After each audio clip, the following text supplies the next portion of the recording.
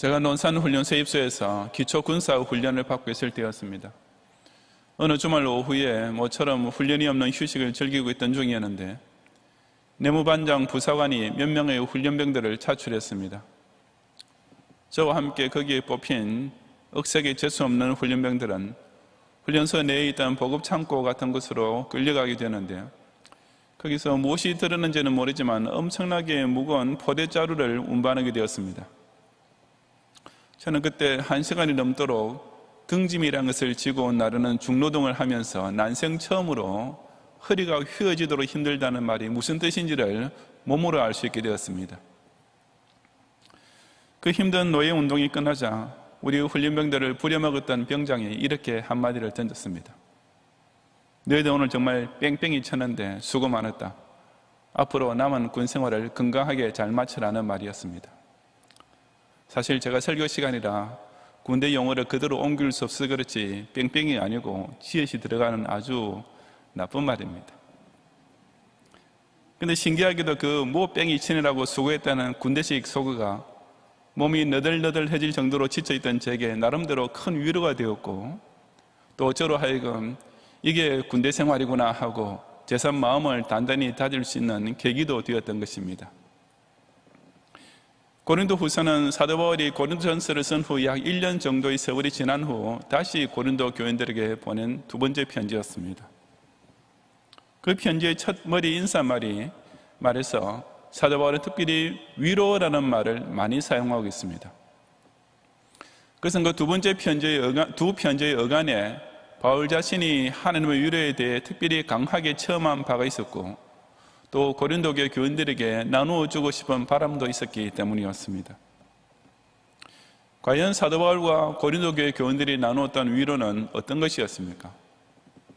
이 시간 저는 성도가 오직 교회를 통해서만 그리고 교우들 사이에서만 나눌 수 있는 신기하고도 뜨거운 위로가 무엇인지를 함께 상고해 보고자 합니다. 첫째, 기독 신자는 그 어떤 환난 중에도 하나님의 살아계심을 굳게 믿음으로써 넉넉한 위로를 얻을 수 있습니다. 1절부터 4절까지 함께 봉독하겠습니다. 하나님의 뜻으로 말미암아 그리스도 예수의 사도된 바울과 형제 디모데는 고린도에 있는 하나님의 교회와 또 온 아가야에 있는 모든 성도에게 하나님 우리 아버지와 주 예수 그리스도로부터 은혜와 평강이 있기를 원하노라. 찬송하리로다. 그는 우리 주 예수 그리스도의 하나님이시요 자비의 아버지시요 모든 위로의 하나님이시며 우리의 모든 환난 중에서 우리를 위로하사 우리로 하여금 하나님께 받는 위로로서 모든 환난 중에 있는 자들을 능히 위로하게 하시는 이시로다. 아멘. 바울은 여기서 발신자로서의 자기 신분을 밝히면서 하나님 뜻으로 말미암아 그리스도 예수의 사도된 바울이라고 분명히 못 받고 있는 것은 나중에 언급될 이단 교사의 문제를 염두에 두고 있었기 때문입니다. 디모데는 이 고린도 후서가 기록될 당시 바울과 함께 있었기 때문에 여기 인사에 언급되긴 했지만 물론 고린도 후서의 공동 발신인은 아니었습니다. 아가야는 오늘날의 남부 그리스에 해당되는 지역이며 로마 제국 당시에는 고린도가 이 아가야 지방의 수도에 해당되었습니다.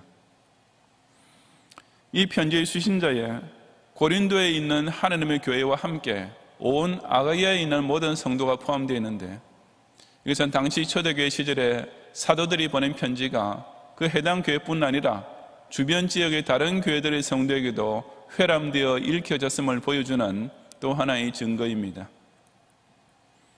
일단 발신인과 수신인을 서두에서 언급한 후 바울은 그들에게 하나님과 예수 그리스도 이름으로 은혜와 평강을 비는 축복의 인사를 했습니다. 은혜는 원래 복을 받을 자격이 없는 자에게 하나님께서 거저 내리시는 복의 본질을 뜻하며 평강은 바로 그런 은혜를 받음으로써 성도들이 누리게 되는 복스러운 상태를 가리킵니다. 한 사람의 한마디 말로 한 지방 전체의 교인들을 한꺼번에 다 축복한다는 것은 그저 의례적인 인사로만 여겨지기 쉬운 것이며 어쩌면 그저 공수표처럼 보이는 말이 될 수도 있지만 적어도 사도 바울의 인사는 그렇지 않았습니다. 왜냐하면 그 축복의 인사는 하나님께서 정말 살아 계심을 근거로 한 아주 구체적이고도 실제적인 것이었기 때문이었습니다. 하나님의 뜻으로 사도가 된 바울이 하나님의 이름으로 하나님의 교회와 성도에게 은혜와 평강을 축원했습니다. 저기 축복 인사의 구구절절 하나님이 들어간 것을 눈여겨보아야 합니다. 축복하는 사도도 하나님 뜻으로 세움을 받았습니다. 축복을 받는 교회와 성도들도 하나님의 교회요 하나님의 백성이었습니다. 그 축복의 내용 역시 하나님께서 내리시는 은혜와 평강이었습니다. 그러므로 이 축복 인사의 진실성과 효율성 역시 전적으로 그 하나님의 살아계심에 달려 있었습니다. 즉, 만약 하나님이 살아계시지 않으면 이 축복 인사 전체가 완전 무효요, 빈말이요, 헛소리가 될 뿐이었겠지만, 만약 하나님이 살아계시면 이 축복 인사는 100% 진실하며 완전 무결하며 그 효과가 100% 충만하게 발휘 되는 것이었습니다. 그러니 적어도 하나님의 살아계심을 틀림없이 믿는 사도가 하나님의 살아계심을 틀림없이 믿는 성도에게 이런 축복을 내릴 때 그것은 결코 형식적인 인사치레가 될 수 없었습니다. 그것은 정말 알짜배기가 있는 인사였고 구체적인 효과가 보장된 진짜 축복이었던 것입니다. 이어지는 3절과 4절에서 사도 바울은 자신으로 하여금 그처럼 진짜 축복 인사를 할 수 있도록 근거가 되시는 하나님을 더욱 자세히 묘사했습니다. 그 하나님은 우선 우리 주 예수 그리스도의 하나님이시라고 했습니다. 이것은 예수님만 소유하고 계시는 하나님이라는 뜻이 아니라 예수님 때문에 사람이 알 수 있게 된 하나님이라는 의미입니다. 즉 오직 예수님을 통해서만 사람이 믿을 수 있고 만날 수 있고 교제할 수 있게 되어 있는 참 하나님, 유일하신 여호와 하나님을 가리키는 것입니다. 그 하나님은 또한 자비의 아버지이시라고 했습니다. 우리가 예수 그리스도를 통해 하나님을 알게 될 때 가장 뚜렷하게 나타나는 것이 곧 그 하나님은 죄인된 사람을 은혜로 구원해 주시는 자비로운 아버지와 같은 분이시라는 사실입니다. 거기서 한 걸음 더 나아가서 그 하나님은 모든 위로의 하나님이시라고 했습니다. 구원받은 성도가 이 세상에 남은 인생을 살아가는 동안 매일 매사를 통해 체험하게 되는 것이 곧 하나님께서 베푸시는 위로입니다. 그래서 위로자, 보혜사, The Comforter라는 것이 성령 하나님의 별명 중 하나가 된 것입니다. 그러므로 성도가 다른 성도를 통해 받게 되는 모든 종류의 위로도 그 원천을 따지면 어디까지나 모든 위로의 하나님이십니다. 또 그런 모든 위로의 하나님께서 위로하실 수 없는 경우라는 결코 없음도 자명합니다. 예수 그리스도를 통해 참된 하나님을 믿게 된 성도는 이처럼 그 믿음 안에서 하나님의 자비를 누리며 동시에 위로를 체험하며 살게 되는 것입니다. 축복과 마찬가지로 위로 역시 오직 하나님의 살아계심이 그 근거가 됩니다. 하나님께서 살아계시지 않는다면 그 어떤 감동스러운 말도 그 어떤 부드러운 소리도 아무 쓸모없는 빈말, 그야말로 울리는 꽹과리 같은 헛소리로 끝나고 말 것입니다. 만약 하나님께서 살아계시지 않는다면 사도의 축복도 목사의 기도도 성도 위로란 것도 그야말로 빈 껍데기만 남게 되는 것입니다. 하지만 위로의 하나님께서 살아계심을 진짜로 믿는 성도가 서로 나누는 위로는 바로 그 사신 하나님께서 직접 내리시는 위로를 서로에게 체험하게 해주고 일깨워주고 누리게 해주는 실로 든든한 위로가 되는 것입니다. 옛날 삼풍백화점이 무너졌을 때 그 어처구니 없는 참사를 당한 희생자들 중에는 기독 신자들도 있었습니다. 그들 중 한 명의 유가족이 자기 교회 목사님을 찾아와서 그 당한 일을 두고 하소연을 했습니다. 그런데 그 목사님께서 나중에 어떤 언론과 인터뷰에서 저도 그때 그 유가족을 위로할 길이 전혀 없었습니다. 도대체 무슨 말로 위로하겠습니까? 라고 회상하는 것을 제가 읽은 적이 있었습니다. 용서하시기 바랍니다만 저는 참 그 목사님이 이해가 되지 않았습니다. 예수님을 잘 믿는 신자라도 그런 불상사를 당하면 일단 혼란에 빠지는 것까지는 충분히 이해할 수 있지만 그런 상황에서 명색이 대형교회 목사라는 분이 성도에게 아무 위로할 말을 찾지 못했다는 것은 저서는 정말 이상한 일이었던 것입니다. 하나님을 믿지 않은 불신자 세계에서 그런 일이 일어났을 때는 위로할 말이 없는 것이 당연합니다.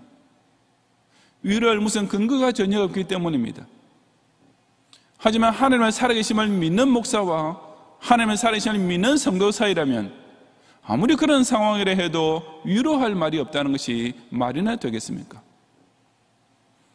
모든 환난에서 능히 위로하실 수 있는 하나님께서 엄연히 살아계시는데 그 사고만큼은 그런 하나님조차 위로해 줄 수 없는 비극적인 불행이요, 그런 하나님께서도 무엇라 설명해 주실 수 없을 만큼 불가해한 난제가 된다는 말입니까? 정말 같은 목사로서 실망스럽고 부끄럽기 짝이 없는 일이었습니다. 제가 경양교회 부임한 이후에도 정말 사람의 위로만 가지고서는 그 어떤 위로도 줄 수 없는 일들을 여러 번 겪었습니다.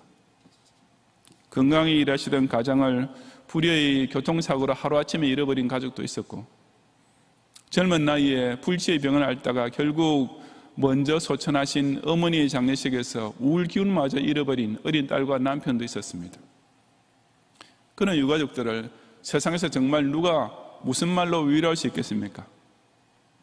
하지만 오직 하나님께서 살아계심을 믿는 목사이고 역시 하나님께서 살아계심을 믿는 유가족들인 까닭에 그 사이에는 세상이 알 수 없는 충만한 위로가 나누어질 수 있었던 것입니다. 오늘도 모든 위로의 하나님은 모든 환난 중에 있는 성도들을 능히 서로 위로하게 하시는 하나님이십니다. 이 하나님을 똑바로 믿기만 하면 아무리 위로가 불가능해 보이는 최악의 환난을 당한다 할지라도 얼마든지 위로할 수 있고 또한 넉넉히 위로받고도 남음이 있습니다. 설사 하늘이 무너지는 듯한 고통과 재난을 당한다 할지라도 이처럼 하나님의 살아계심을 굳게 믿는 신앙인들 사이에서만 통하는 참된 위로를 주고받음으로써 그 어떤 환난 중에도 하늘의 아버지와 주 예수님으로부터 임하는 은혜와 평강을 마음껏 누리는 성도들이 되시기를 바랍니다.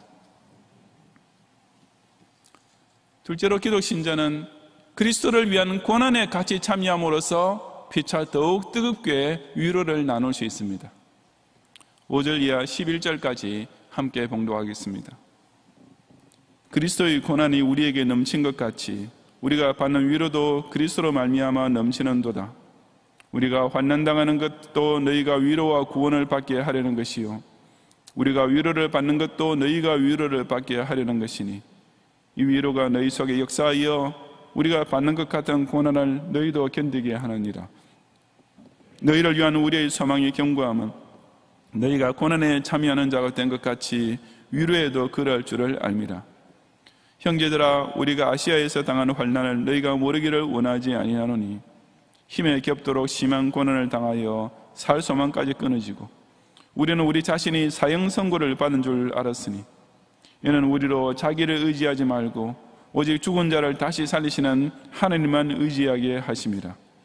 그가 이같이 큰 사망에서 우리를 건지셨고 또 건지실 것이며 이후에도 건지시기를 그에게 바라노라. 너희도 우리를 위하여 간구함으로 도우라. 이는 우리가 많은 사람의 기도로 얻은 은사로 말미암아 많은 사람이 우리를 위하여 감사하게 하려 함이라. 아멘. 아까 4절에서부터 사도 바울은 환난이라는 말과 위로라는 말을 나란히 두 번 반복해서 사용했습니다. 이제 5절 이하에서는 또 본격적으로 고난이라는 말과 위로라는 말을 나란히 붙여서 구구절절 쓰기 시작합니다. 그런데 그 고난은 그냥 세상에서 당하는 일반적인 불행이 아니라 그리스도의 고난이라고 했습니다. 여기서 말하는 고난이란 허역하신 성자 예수 그리스도께서 먼저 당하신 고난이며 또한 그 그리스도의 뒤를 따르는 성도들이 자연히 받게 되는 고난인 것입니다. 바로 이 고난이야말로 성도가 하나님께로부터 받게 되는 진짜 위로와 정비례하게 된다고 했습니다. 그리스도의 고난이 우리에게 넘친 것 같이 우리가 받는 위로도 그리스도로 말미암아 넘치는도다 라고 반복해서 강조하는 대로 성도에게 만약 그리스도를 인하여 받는 고난이 없으면 위로를 받을 일도 전혀 없게 되는 것입니다. 그러므로 신앙생활을 잘 해보려고 할 때는 반드시 고난이 따라오게 되어 있습니다. 그처럼 자기 십자가를 지고 예수 그리스도를 따라갈 때 자연히 받게 되는 고난이 있어야만 위로받을 자격과 기회도 생기는 것입니다. 다시 말해서 아직 그리스도를 위해 기꺼이 고난받을 각오가 전혀 되어 있지 않은 사람은 하나님의 위로가 얼마나 좋은 것인지를 체험해 볼 기회도 전무해 줄 수밖에 없습니다. 사도 바울 역시 그처럼 특별한 위로를 넘치도록 받은 것은 오직 그가 그리스도를 섬기는 사역 중에 받은 고난이 먼저 넘치고 있었기 때문이었습니다.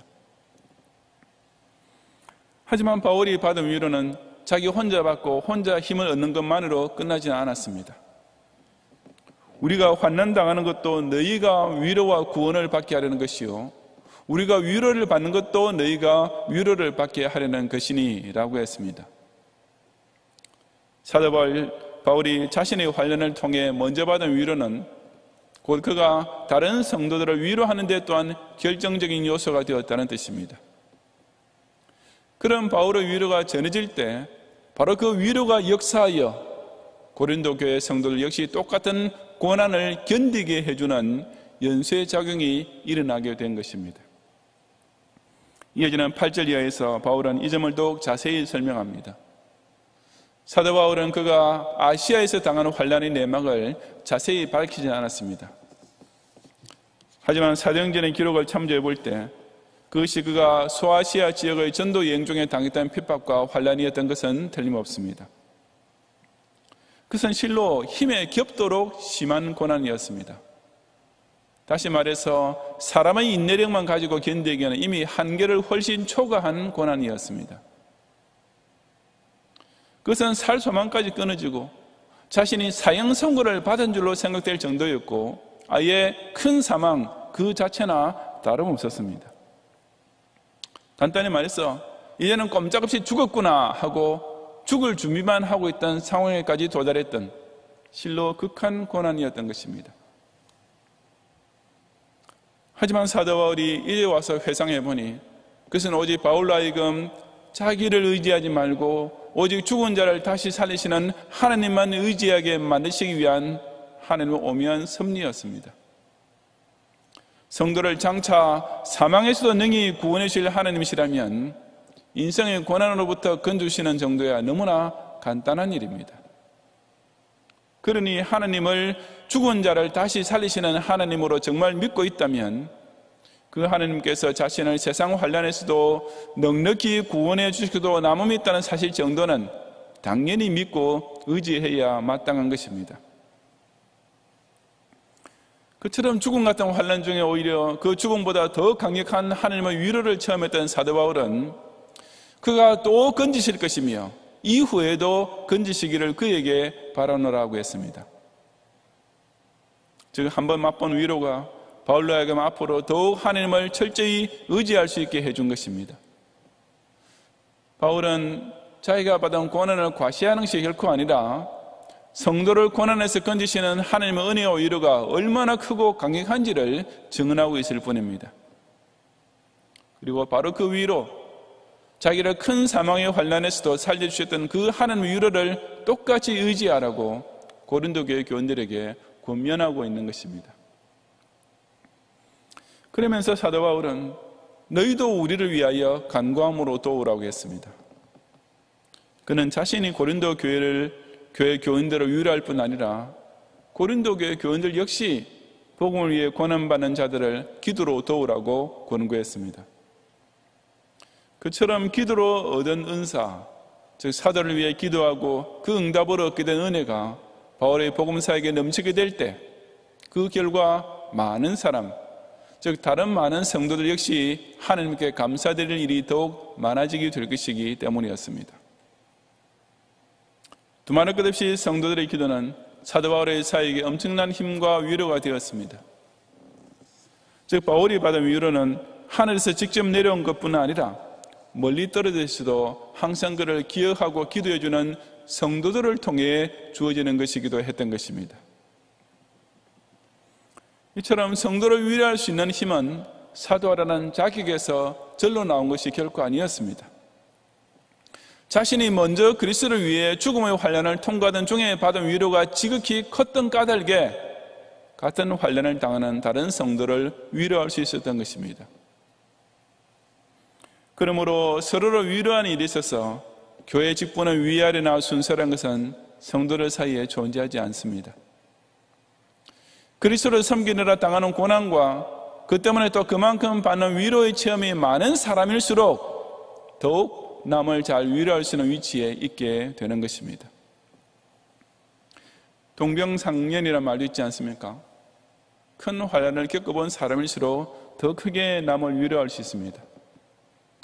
우리는 신앙생활에 있어서 이처럼 그리스도를 위하여 고난을 받는 중에 서로를 위로할 수 있는 교우가 되어야 합니다. 인간 사회에서는 가난한 사람이 해주는 위로가 별로 효력이 없습니다.